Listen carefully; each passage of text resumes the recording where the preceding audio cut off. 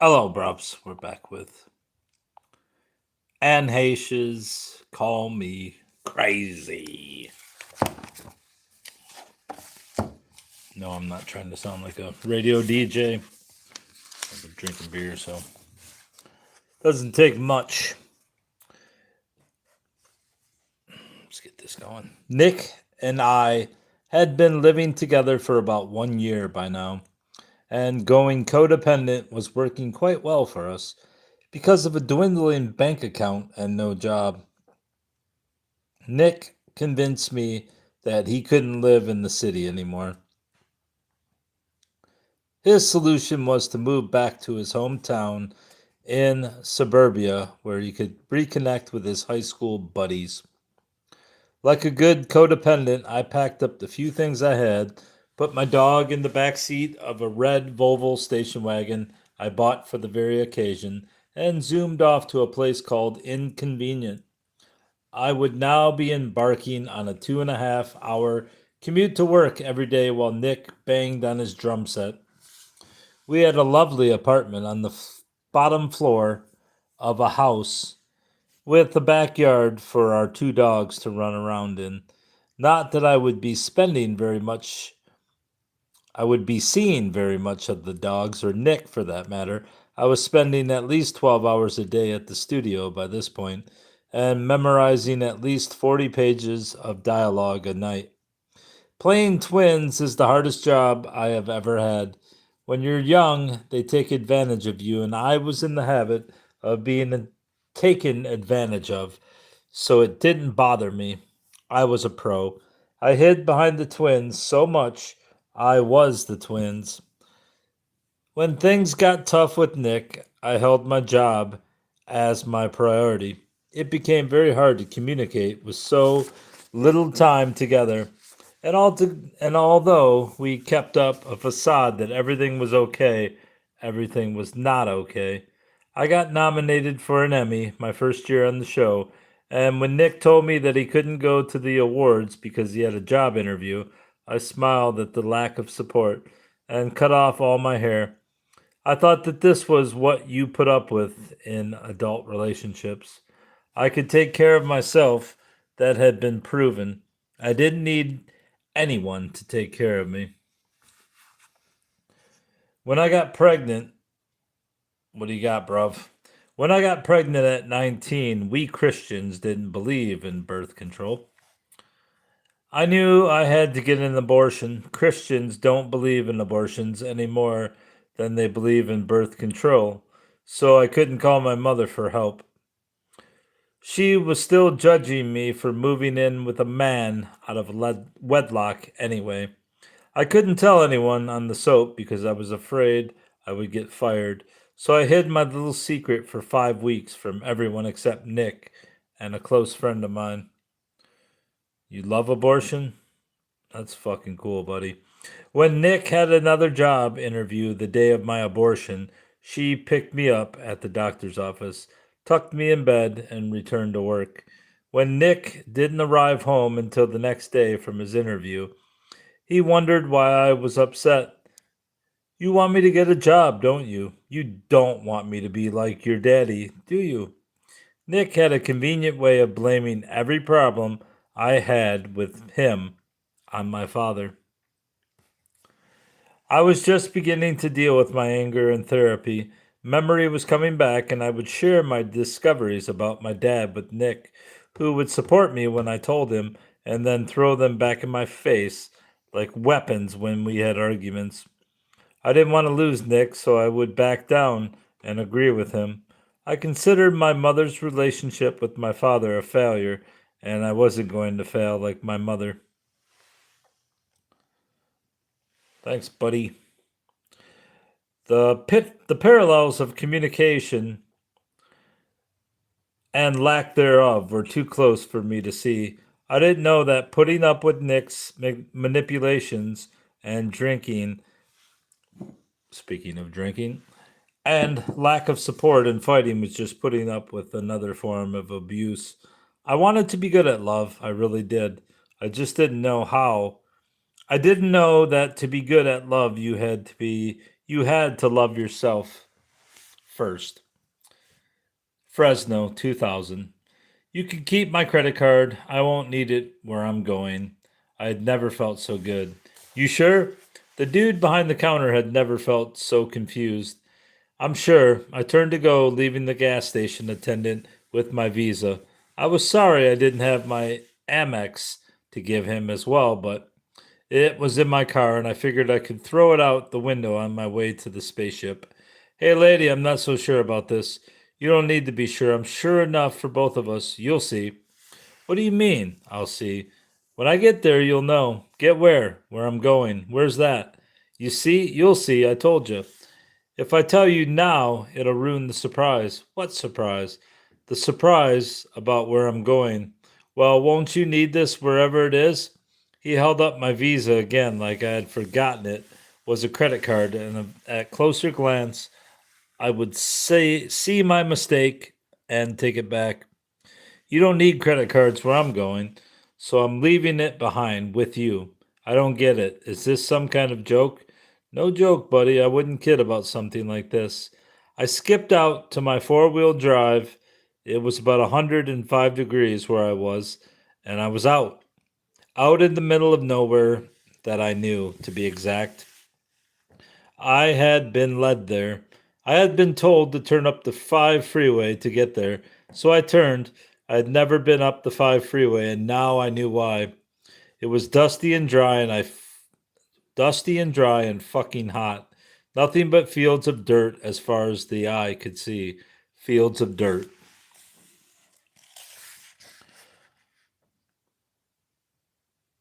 Thanks, Bubba. I took off my shirt to wipe my brow before getting back into my truck.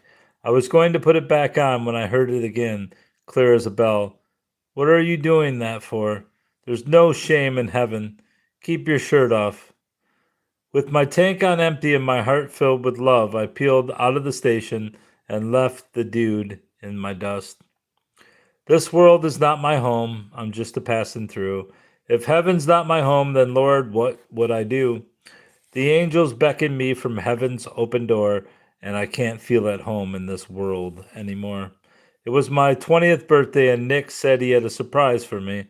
I was to get dressed up in my fanciest of fancy before I left for work so that I was dressed for the occasion. He was going to pick me up at the studio and take me out someplace that I couldn't possibly guess. All day I was excited. Only one of the twins was working that day by complete accident, so I was going to be off work by mid-afternoon, a rare occurrence. When they called cut on the last of my scenes, I tore up to my dressing room, got dressed, and ran outside to where Nick was waiting at the curb in a cab. We drove hand in hand into the city with Nick taunting me the whole way about his surprise. When we pulled up to the heliport on the west side of Manhattan, you bet your ass I was shocked. Nick had rented the helicopter to take me up and see the city from above. We loaded into the chopper just as the sun was about to set and took off into the gorgeous night sky. We flew all the way to Brooklyn to see over the studio and back around to see the glory of the glistening Manhattan skyline. Nothing could have been more beautiful. When we were circling right above the head of the Statue of Liberty, Nick reached into his breast pocket and started saying something over the noise of the beating rotors. What? I couldn't hear him. He looked like he was trying to be romantic, but it was impossible to be romantic and be heard at the same time. Will you marry me? It couldn't be. I mean, I liked that he was putting such effort into my birthday and all, but marriage? I was only 20 years old, and we fought practically every day now. I decided to delay. What? I yelled again. I can't hear you. I thought maybe he would get cold feet and think of another thing to holler. Like, I love you, or nice night, isn't it? Or look at her crown, how it sparkles, but no such luck. Will you marry me? He said it so slow and so loud that I couldn't think it was anything other than what it exactly was, a proposal. Each syllable was so clearly enunciated, it fell on my ears like molasses. I thought I was in molasses. How do you tell a man in a chopper that you don't want to marry him? He went through all this trouble. He thought it through so clearly. He spent all this money. He was showing me he cared. And isn't that all a woman wants? We were flying over the Statue of Liberty at sunset in a hunk of sky chopping metal, for God's sake. He proposed to me over the Statue of Liberty. How do you tell a man that you want liberty when you're flying over liberty, being asked to give your liberty away? It was all so goddamn ironic. I wanted to jump. Give me freedom or give me death, I wanted to scream, but I didn't care. I figured I would save my voice and save some time by not saying anything at all and crying instead. I was getting good at crying by now, and tears easily came to the surface. I threw my arms around him and thanked him profusely, and from the bottom of my soul, I figured when we landed and the noise of the fucking rotors in my eardrums died down, I would get the next idea. But first, I needed a drink. When the chopper landed, I had an emerald on my finger.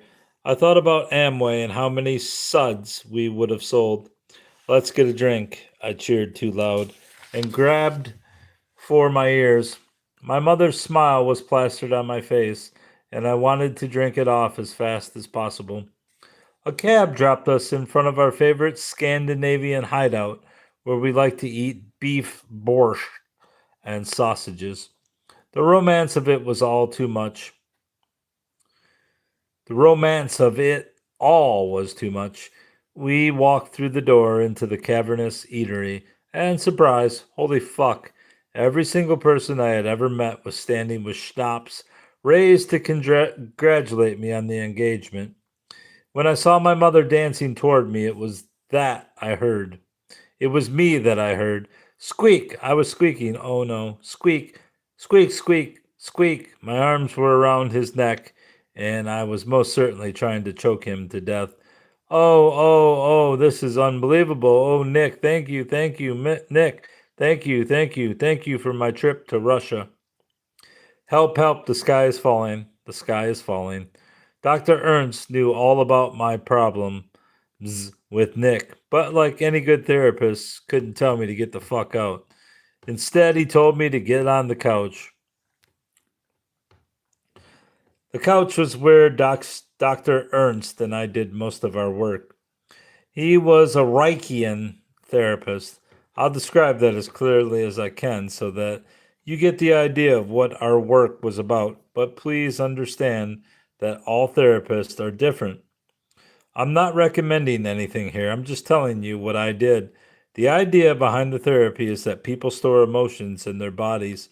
When a child is hurt and unable to express it, she or he keeps it inside, therefore forming a sort of pocket around the emotion like a storage container. Sometimes, along with the emotion, the child can store the action of memory or memory of the action in this pocket. Once you are an adult, these pockets are still inside of you. And if the emotion can be released, so then can the memory. Remember, please, that I am only speaking for myself. I am not speaking for all cases. The work that Dr. Ernst and I did together was getting into the pockets, releasing the emotion, and discovering the truth of what was hidden inside me. This process was how I regained some of the memory of my childhood. Dr. Ernst called it body work. For the record, these are my memories. I have no way to prove what happened to me. That's one of the reasons abuse is so hard to talk about. I did not walk around with a tape recorder. I have no snapshots of these events. I have my memory, and I am as confident as I can be without proof that my story happened the way I am telling it.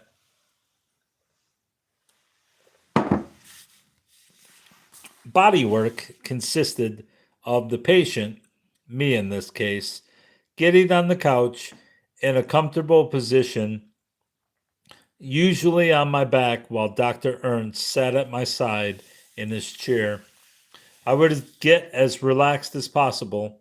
Slowly, Dr. Ernst would touch different pressure points in my body where emotions are stored. This sounds like molestation to me. not unlike what a massage therapist does during intensive treatment. If the point was particularly painful to me, it was clear that I had stored emotion there, and he would gently add pressure to release what was inside. After the emotion was released, he would ask me to tell him the first thing that came to mind. These steps, taken week after week, months after month, slowly brought my memory back. I'll be honest with you, this was not fun. Healing yourself can be kind of fun sometimes because you are confronting yourself and learning about who you are from the inside, but I can't say these sessions were fun for me. The first time I got on the couch was 3 months into my therapy. Dr. Ernst lightly put his hand on the upper part of my chest where my throat and collarbone connect, and I could barely breathe because I began sobbing so hard. Immediately, I remembered trying to scream as a child, but I didn't know about what. That would take time. Another time, Dr. Ernst pressed pressure points in my arms and hands. My body memory came back with such intensity that I started beating at him with my fists, and we went into a complete and utter panic attack in his office. I left with blotchy spots all over my body and my face because I had been screaming so hard. My body remembered my abuse before my brain. I had pockets. Look at this shit. The fuck you come from? Why do these only come when I'm reading? They must hate my voice. Because I had pockets of sadness and anger. Yes, but I had stored my fight. My physical fight that I fought each time I was abused. As young as I was, I had no chance of beating off my father. But I sure as hell tried. I tried everything, and each one of my efforts was explored in the safety of Dr. Ernst's office. Sometimes I would lie dead, utterly devoid of emotion. Sometimes I would curl into a fetal position and weep quietly. Sometimes I would choke violently and spit up. Sometimes I would scream bloody murder. Sometimes I would hit the couch with my fists until I was too tired to move. When you are abused, you try every kind of defense you can conjure. None of them works, so you stop trying and start storing. Dr. Ernst and I worked on and off for 3 years, unblocking and releasing, discovering and weeping. You need a break, Anne. Dr. Ernst was sitting in his chair, I in mine. You've done so much work here about your father. You need to take what you've learned and apply it in the world. I can't be your only safety. I couldn't hold back how sad and confused I was, but I've come so far. I thought I was doing so well. Yes, you are. You have. And you need a break. There's other work to be done with your father, and you haven't begun to confront your feelings about your mother. She's going to be harder for you. Harder? How could anything be harder than this? What are you talking about? She didn't stop the abuse, Anne. She was there the whole time and didn't stop it. I know that, but I still don't understand. The issues with your father are closer to the surface, easier to define. He did horrible things to you, and then he died. But your mother stood by him the whole time. She didn't hear you. You needed to be heard. She didn't rescue you. You needed to be rescued. I had never thought about the role my mother played. Why didn't my mother save me? I don't know the answer to that question, Anne. I was more curious than angry at that point. The anger would come later. Allow yourself to take a break. She's not going anywhere, and you need to take care for yourself. What you've learned and how much you've accomplished there. This is a long road you are traveling. You need to be patient with yourself. I rose to go. I always knew when it was time to leave. Dr. Ernst met me at the door as he always did. We looked at each other for a while, and then hesitantly I asked him for a hug. I had never hugged him before. He had never tried to hug me. Without any words, he gently put his arm around me. Take care of yourself. Call me if you need me. I think I felt abandoned by Dr. Ernst, even though he was trying to help me. I had put all of my trust in him, but I didn't trust him enough to tell him how I really felt. I felt like I was a walking heap of mess. I didn't know whom to trust, especially not myself, and I was afraid to tell him that. I was afraid to tell him that I wasn't ready to leave because I wanted to be good at therapy. I wanted to think that I could handle things on my own. I wanted to be a good patient and take what I had learned into the world, but I wasn't really sure what I had learned, to be honest. I had learned that a lot of terrible things had happened to me. I had learned that my body was filled with disgusting and gross things that my father put into me. And although I had screamed and hollered and cried and fought, I didn't know what to do with that information. I couldn't even look at myself naked. I hated myself so much. My body was ugly to me, so ugly I couldn't touch it. I couldn't respond with pleasure when someone else touched it, but I pretended that I enjoyed it. I was good at pretending. I was so good. I didn't even think of it as pretending. I thought of it as my duty. And I thought every woman felt the same way I did about sex. I knew that I had to get out of my relationship with Nick. So I did. My mother and I moved me out of our house one night when he was away on business. The fighting had gotten to be so bad that I couldn't even tell him that I was leaving. I found an apartment and moved into it behind his back. It was all so secretive and ugly. I needed out, but the way I got out was slimy and untruthful. I was scared, scared of him and scared of myself. When I got scared, I hid, and I had two ways to do that: dive into work and dive into unhealthy sexual relationships. I did both. As my patterns have shown, I was comfortable with older men. Sam was older. He was strikingly handsome with thick salt and pepper hair, and he played guitar and had cats. Oh fuck. And he played guitar and had cats. Oh man. He rep- he represented calm. He was in AA, and that seemed healthy and opposite of what I had been living with. He was kind to me always. There was nothing about our sex that was abusive in any way. It was the way we related to each other that reflected our individual, unhealthy, unresolved patterns. That is abusive. Sam liked younger women. Newsflash, most men do. There she says it, as most men in their 40s, almost 50s do, who aren't married, and I don't know why. It makes them feel like they're not in their 40s, almost 50s. Sam was still wrapped up in his last 20 something girlfriend when we started fucking. Of course, that was perfect for me. Here was a man who was in love with someone else. There was no way he could love me. Getting less than what I deserved made me comfortable. I was good at getting less. When I got less, I gave less, less of myself and more of what I thought whoever I was with wanted. I tried to be what Nick wanted. I tried to be what Sam wanted. I tried to be what everyone I was with wanted until I couldn't be it anymore.